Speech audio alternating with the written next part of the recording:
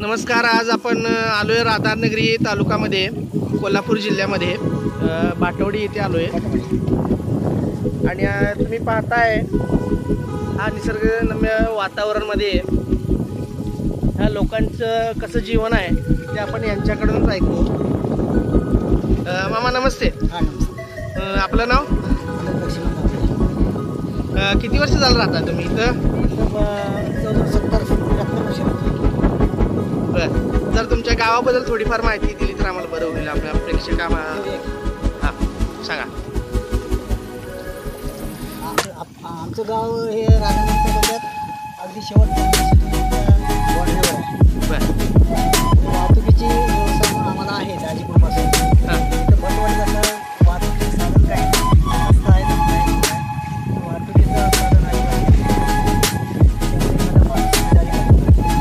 शाळेत विद्यार्थी जायचं त्याला जाण्या येण्याला जवळजवळ 5 किलोमीटर. मग तुमच्या इथे काय प्रॉब्लेम वगैरे झाला, इमर्जन्सी झालं तर कसं काय तुम्ही स्पेशल गाडी करूनच किंवा न्यावं लागतं. बरं, आता आपण बोटीमध्ये आहे जे लोकांनीच बनवलेली बोट आहे. म्हणजे इकडून या डोंगरावरून त्या पलीकडे जाण्यासाठी हा मार्ग आहे. तर शेतावर जाण्यासाठी खाजगी हां शेतीसाठी. म्हणजे रोज मृत्यूला झुंज देऊन तुम्ही यातून प्रवास करताय. कारण आमच्या इकडे शेती असल्यामुळे आम्हाला तिकडे जावंच लागतं. आता आपण पाहतोय त्यांच्यासोबत त्यांचे मित्र पण आहेत. आपलं नाव काय मामा? बाळू गायकवाड. बरं, तुमचं वय काय? वय 75. दोघांचं पण वय 70च्या वर आहे. पण त्यांच्या ताकद बघा किती आहे ते स्वतः आता आपण बघतोय. इकडून बोट आलेली आहे आता आणि आपण निसर्गरम्य वातावरण जर तुम्ही बघा जरा, मी तुम्हाला व्ह्यू दाखवतो. आम्ही तिकडे गेलो होतो. म्हणजे या डोंगरावरून त्या डोंगराकडे जाण्याचा मार्ग म्हणजे पूर्ण पाण्यातूनच आहे. आणि हे बघा, हे जे हाताने ओढतात ते हाताने ओढूनच मग तिथे जाते. इथून तिकडे जायला किती मामा वेळ लागतो? अर्धा तास लागतो रोज. मग सकाळी येऊन हां म्हणजे इथं कामानिमित्त येतं. कसं येतात तुम्ही शेताकडे यायला पण हाच मार्ग आहे. मग इथं खाण्यापिण्याचं कसं काय तुमचं असते? आमच्याकडे एकच पीक. कोणतं? भातच पिकला जातो. आणि त्याच्यात गव्हांचा त्रास त्याच्यामुळे गव्यांचं प्रमाण आहे का इथं? हे फॉरेस्ट एरिया आहे का सगळा हा? अभयारण्य काय? बरं बरं. भरपाईची मागणी केली तर ते 50%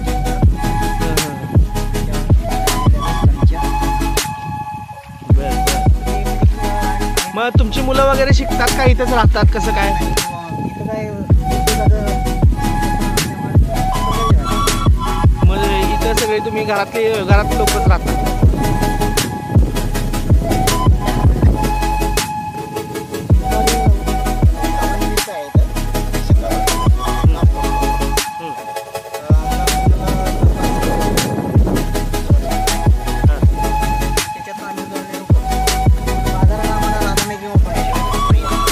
आता इथून किती लांब येते ते? इथून दाजीपूर 5 किलोमीटर आणि तिथून पुढं फोंडण 12 किलोमीटर आणि राधानेला जायचं इथं जवळजवळ 25 ते 30 किलोमीटर. मग जाता कशानं तुम्ही? जाता काय एस टीची सोय आहे पण लांब चालत जाणार होतं. म्हणजे 3 किलोमीटर आम्ही चालत जाणार तेवढी एस टी मिळणार.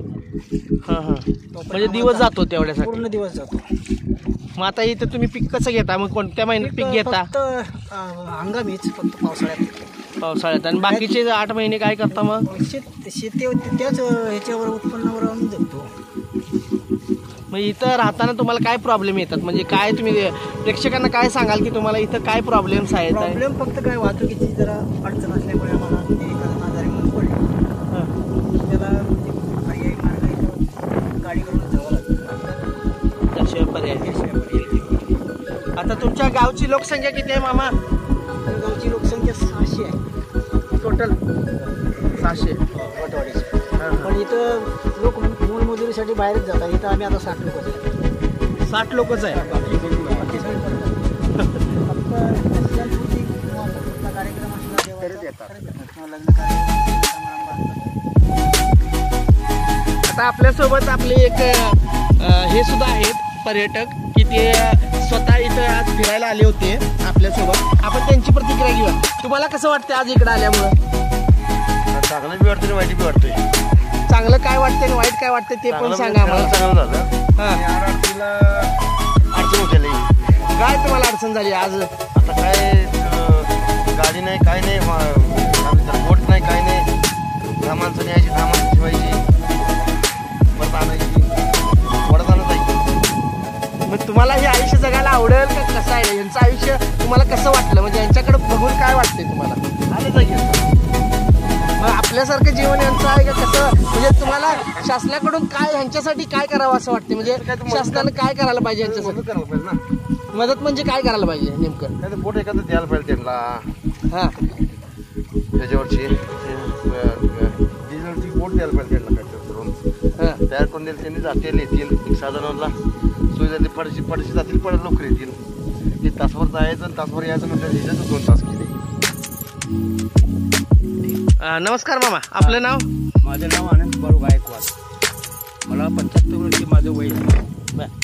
75 वर्षे माझं वय ह्या वटवाडी गावात झाले आणि 75 वर्षे मी ह्या गावात काय मूलमजुरीचे ध्यान नसून सुद्धा हजारो दिवस मी आजपर्यंत काढले. काय जाण्याचा प्रवास काय एसटीला जायला किंवा कसा काय हे बाहेर गाजीपुरा जायला काही सोय आम्हाला नाही. काय अरे आम्ही आपली ही शेतीसाठी हे आपल्या जावे मजुरी काय करून आपले जीवन जगू शकतो. आता तुमची मुलं वगैरे कसं? आमची परगावी इथं राहत नाही मुलं.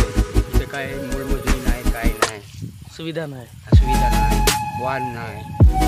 तुम्हाला शासनाकडे काय आवाहन करायला आवडेल? मग आपल्या व्हिडिओच्या माध्यमातून तुम्हाला काय म्हणजे तुम्हाला इथल्या आता ह्या ज्या गोष्टी आहेत तुमची जी आता कमतरता आहे इथं तुम्हाला काय त्यांना मागणी करायची आहे जरा ते थोडक्यात सांगा. काय मागणी काय जाण्यासाठी काहीतरी गाडीचा प्रवास म्हणा किंवा काय म्हणा काय गाडी पाहिजे, एसटी पाहिजे. रस्ता एक झाला आहे आता तर एक रस्ता आणखी आमच्यावरती आहे तो एक रस्ता आणि मोबाईल नेटवर्कचं काय इथं नेटवर्क सुद्धा नाही आहे. मोबाईल नेटवर्क त्या बाबतीत तुम्हाला काय म्हणायचं आहे? नेमकं नेटवर्क कंटिन्यू चालू पाहिजे कसं पाहिजे म्हणजे? कंटिन्यू असतं पण काही वेळा काय असतं आपल्याकडे इथं लाईटचा प्रॉब्लेम हां आणि सौरवरती चार्ज होत नाहीत ना बॅटऱ्या त्यांच्या. आणि इथं कायमस्वरूपी पाऊस असतो हां त्याच्यामुळे बॅटरी चार्जिंग होत नाही. त्याच्यामुळे तो एक प्रॉब्लेम येतो. आणि जे रात्रीचं तुम्हाला काही आता ह्या विभागामध्ये काय प्राण्यांचं वगैरे काय तुम्हाला त्रास वगैरे? त्रास गव्यांचा त्रास आहे का? बाकी काय नाही. शेतात भरतात काय शेती केली तर ते होत नाही. ठीक आहे. बघा आपण पाहतोय आपण ह्या दिशेतून त्या दिशेला गेलो होतो. आता आपण बघा आता तुम्हाला पूर्ण परिसर दाखवतो.